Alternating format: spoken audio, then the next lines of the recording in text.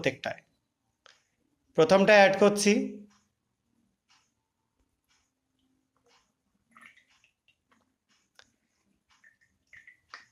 সেকেন্ডেরটা add করছি,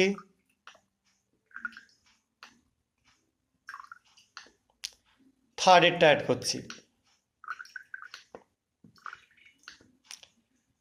দেখো তোমরা কোনো রকম কালার চেঞ্জ দেখতে পেলে না। এখানে যে সোডিয়াম সালফাইডের আমি সলিউশনটা করে রেখেছি, এটা অনেক দিনের পুরনো একটা স্যাম্পেল। এবার আমি এখানে তোমাদের সলিড সোডিয়াম সালফাইড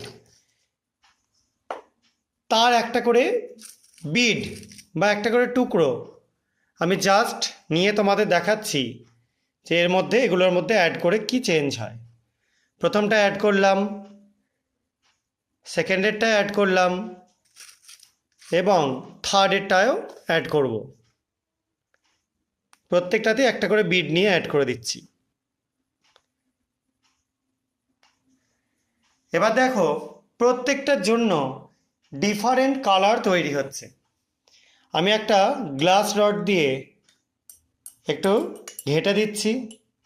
দেখো প্রথমটা কালার দেখেই বুঝতে পারছো ব্ল্যাক হয়ে গেছে। সেকেন্ডেরটা ঘেঁটে দিচ্ছি,